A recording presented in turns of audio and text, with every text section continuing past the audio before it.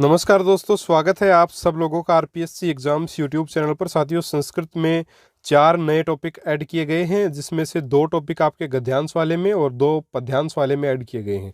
गद्यांश में एक तो आपका संख्या ज्ञान का टॉपिक ऐड किया गया है, जो मैंने कल करवा दिया है। लिंक आपको डिस्क्रिप्शन बॉक्स में मिल जाएंगे साथियों, वहाँ जा करके आप उस टॉपिक को कर सकते हो। दूसरा जो टॉपिक ऐड किया गया है गद्यांश वाले में, वो किया गया है आपका समय ज्ञान का। तो समय ज्ञान को आज अपन निश्चित तौर पे कंप्लीट करेंगे। और कक्षा 10 की जो पुस्तक है संस्कृत की स्पंदना, उसमें दे रखा और बहुत ही शानदार तरीके से दे रखा है। यहाँ से इस टॉपिक को करने के बाद निश्चित तौर पे ये प्रश्न आपका निश्चित तौर पे बिल्कुल गलत नहीं होगा।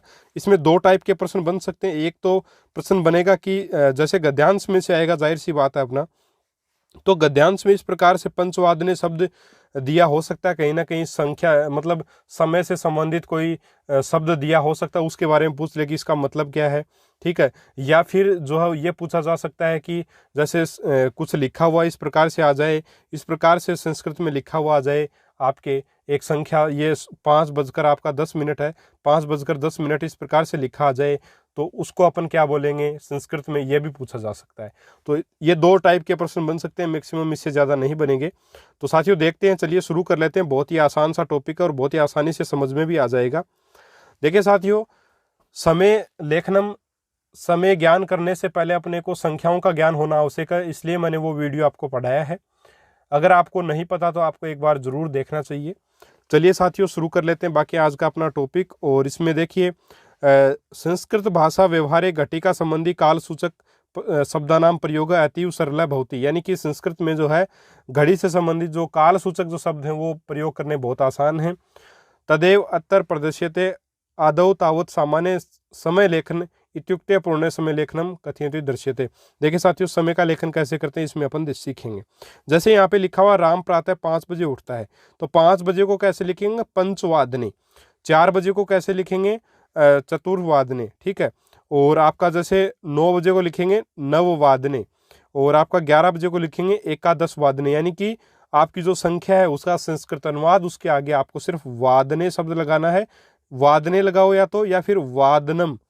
वादने और वादनम दोनों में से आपका कोई भी शब्द आप जो वो लगा सकते हो, जो भी आपको ठीक लगे। वादनम भी सही है और वादने भी सही है, तो ऑप्शन में दोनों में से एक ही आपको मिलेगा। इसके अलावा फिर आगे कृष्णा 7 बजे घर का काम करती है, तो सप्तवादने आ जाएगा 7 बजे का। और कृष्णा 3 बजे विद्यालय से आती है, तो 3 यानी त्रिवादने हो जाएगा। 6 बजे यानी षड्वादने हो जाएगा। आपका 10 बजे यानी 10 वादने हो जाएगा। 2 बजे यानी द्विवादने हो जाएगा। इस प्रकार से अपने आराम से जो वो बता सकते हैं इनको। ठीक है, तो किस प्रकार से समय ज्ञान, अगर आपको बिल्कुल सीधा सीधा पूछा जाए कि 5 बजे हुए तो पंचवादने बोल देंगे। अब दिक्कत तब आएगी जब 5:15 की बात हो, 5:30 की बात हो, 4:45 की, तो वो अभी अपन देखेंगे कि इस प्रकार के प्रश्नों को अपन कैसे करेंगे। तो इसमें अपन 3 चीजों को देखेंगे, एक तो सपाद, एक सार्ध और एक आपका पादोन। तो सपाद किसके लिए उपयोग में लेते हैं, जब सवा बजा हो, यानी 5:15 जैसे है, तो सवा के लिए अपन क्या लिखेंगे संस्कृत में, सपाद। सवा के लिए क्या लिखेंगे साथियों, सपाद लिखेंगे। ऐसे ही अपन अगर साढ़े के लिए बात करें, साढ़े के लिए अपन क्या लिखेंगे, सार्ध। साढ़े के लिए साथियों क्या लिखेंगे, सार्ध को लिखते हैं अपन, साढ़े को लिखते हैं संस्कृत में सार्ध। और पौने को अपन क्या लिखते हैं संस्कृत में, पौने को साथियों अपन लिखते हैं पादोन। पौने को क्या लिखते हैं, पादोन लिखा जाता है। तो इस प्रकार से जो है वो आसानी से जो अपन इनको संस्कृत में रूपांतरित कर सकते हैं। कहीं कोई आपको समस्या साथियों इसमें नहीं आने वाली है। चलिए साथियों शुरू कर लेते हैं। और अभी देखिए लिखा हुआ है यहाँ पे आपका, अब 4:15 बजे हैं। अधुना सवा को लिखते हैं सपाद, तो सपाद, और 4 को चतुर्वादने या आपका चतुर्वादनम। चतुर्वादनम या चतुर्वादने एक ही बात है, वादनम भी लिख सकते हैं। तो सपाद चतुर्वादनम अस्ति। 4:30 का मतलब है, साढ़े को लिखते हैं सार्ध और 4 को लिखेंगे चतुर्वादनम, तो सार्ध चतुर्वादनम। पौने को लिखेंगे पादोन, तो पादोन के आगे चतुर्वादनम, 4 को चतुर्वादनम अपन लिख देंगे, या वादने भी लिख सकते हैं, कोई दिक्कत नहीं। आगे देखिए जैसे लिखा हुआ है अनिल, जो अनिल कदा उत्तिष्ठति, अनिल कब उठता है, तो उत्तर दिया अनिल 4:30 बजे उठता है। तो 4:30 को, साढ़े को क्या लिखते हैं अपन, सार्ध लिखते हैं, और 4 को चतुर्वादनम भी लिखते हैं और चतुर्वादने भी। तो सार्ध चतुर्वादने हो चाहे वादनम हो, एक ही बात है। 4:15 सपाद चतुर्वादने। पौने को क्या लिख सकते हैं, पादोन लिखते हैं, पादोन पंचवादने। इसी प्रकार देखिए साथियों, अगर बात की जाए आपके 5 पौने 5 बजे की, तो पादोन पंचवादने। साढ़े को सार्ध, सार्ध पंचवादने। सवा को क्या लिखते हैं साथियों, सपाद लिखते हैं, तो सपाद पंचवादने। इसी प्रकार आपका पौने को लिखते हैं, पौने 6 का मतलब, पौने का मतलब पादोन, 6 का मतलब षड्वादने, तो पादोन षड्वादने। 6:30 को, साढ़े का मतलब होगा सार्ध, और 6 को लिखते हैं षड्वादने, तो सार्ध षड्वादने। और 7:15 का मतलब है सवा यानी सपाद, और 7 का मतलब सप्तवादने, तो सपाद सप्तवादने इसका उत्तर जो है वो हो जाएगा। इस प्रकार बड़े ही आसानी से जो है समय का ज्ञान अपन कर सकते हैं। तो सवा, साढ़े और पौने वाले भी बात हो गई। अब अपन बात करेंगे साथियों, जैसे 5:10 हुई है, 5:20 हुई है, 5:50 हुई है, 5:55 हुई है, इनको कैसे लिखेंगे ये भी देखेंगे। चलिए शुरू कर लेते हैं। देखिए हम अपने देखिए साढ़े वाला और सवा वाला वो तो हो गया।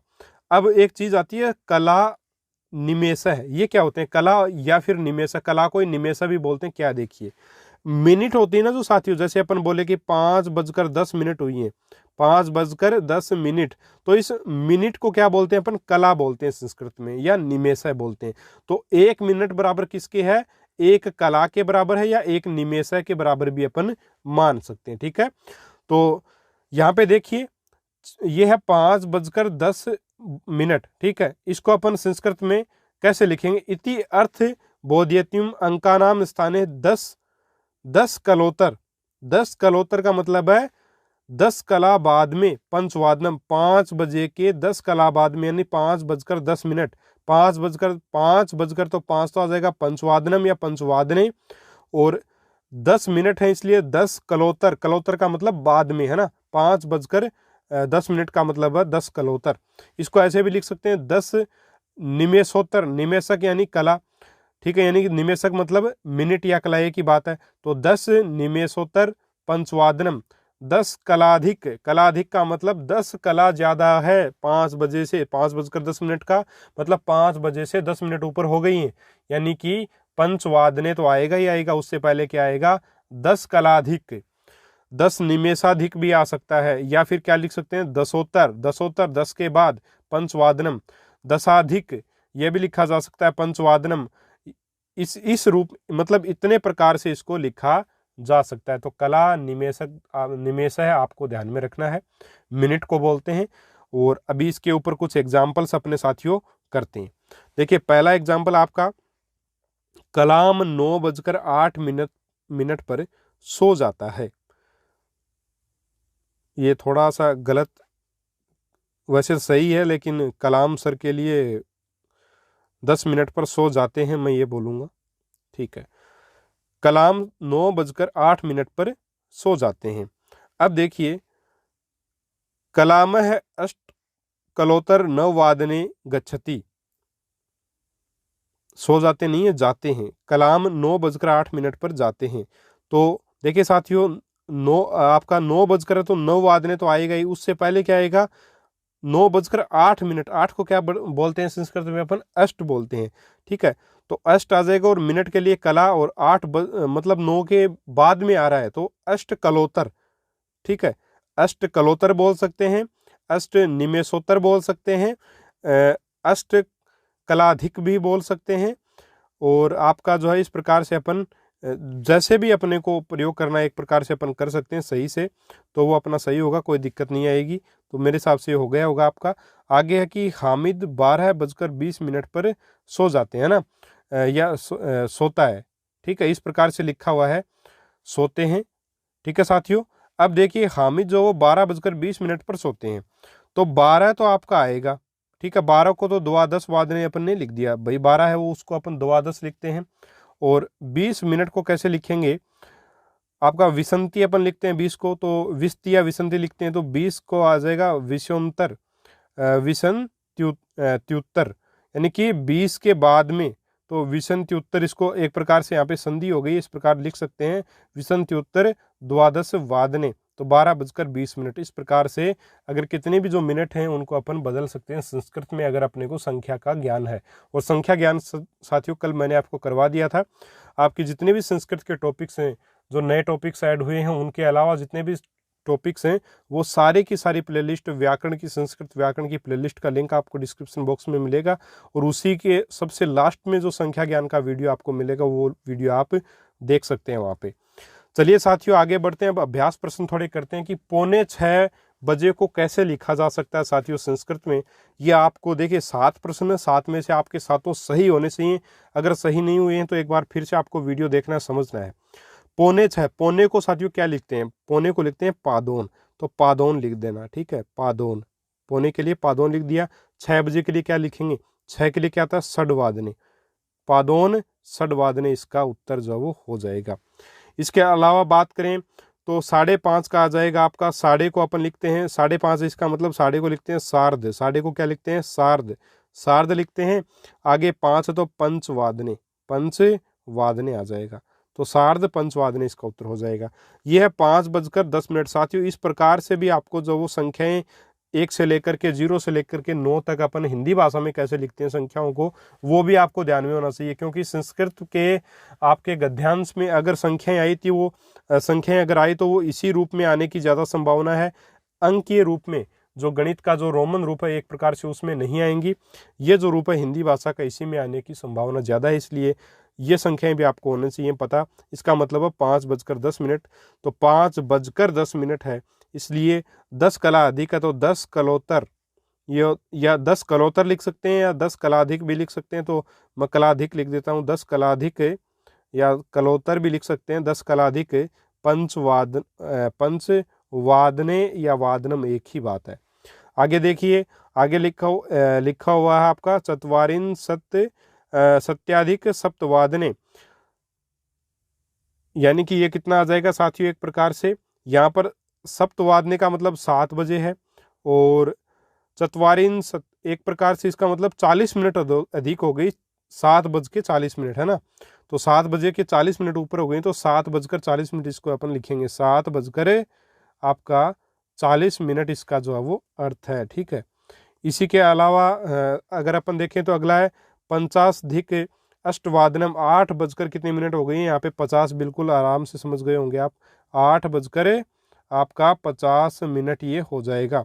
इसी प्रकार से सपाद द्वादश वादने, सपाद का मतलब क्या होता है साथियों, सपाद का मतलब होता है, बिल्कुल सही आप लोग सोच रहे हो, इसका मतलब होता है सवा, सवा, और द्वादश वादने यानी 12:15, 12:15 बजे, 12:15 बजे हो जाएगा। फिर सपदेक वादने, सपदेक, सपाद को सपदेक बोल रखा है, ठीक है, तो ये तो हो जाएगा सवा, और आपका वादने आगे लिखा है 1:15 बजे, सिर्फ 1:15 बजे की बात है, यानी कि 1:15 बजे, क्योंकि सपदेक वादने लिखा है, कोई संख्या और है नहीं, तो इसका मतलब है 1:15 बजे। तो मेरे हिसाब से आपको अच्छे से ये सारे प्रश्न आपके सही हुए होंगे और अच्छे से ये टॉपिक आपको समझ में आ गया होगा। कल अपन जो एक टॉपिक ऐड किया गया है अपने आपके माहेश्वर सूत्रों को, उनको अपन डिटेल से डिस्कस करेंगे। इसके बाद अपन अलंकार के टॉपिक को भी करेंगे, जो आपका अलंकार का टॉपिक है, और माहेश्वर सूत्र जो है वो आपके पद्यांश वाले में आएंगे। तो पद्यांश में पूछा जा सकता है कि पद्यांश में कौन सा अलंकार है, या छंद और अलंकार में से एक ही प्रश्न आने की संभावना है, हो सकते हैं दोनों आ जाए लेकिन कम संभावना है, ठीक है। तो पूरे पद्यांश में कौन सा अलंकार है ये पूछा जा सकता है, और आपका जो माहेश्वर सूत्र है उसका प्रश्न जो वो किस प्रकार से बनेगा वो एग्जाम वाले ही जाने, बाकी संभावना जो वो पद्यांश में से ही पूछा जाएगा, इस प्रकार से उसमें दे रखा है, ठीक है साथियों। चलिए, उम्मीद है आज का वीडियो आपको अच्छे से समझ आया होगा, टॉपिक अच्छे से समझ आया होगा। ज़्यादा से ज़्यादा लोगों के साथ शेयर करें इस वीडियो को, और अगर आप चैनल पर नए हो तो आपको चैनल को सब्सक्राइब जरूर करना चाहिए। साथियों, मिलेंगे अपन अगले वीडियो में एक और शानदार टॉपिक के साथ, तब तक के लिए जय हिंद, जय भारत, नमस्कार।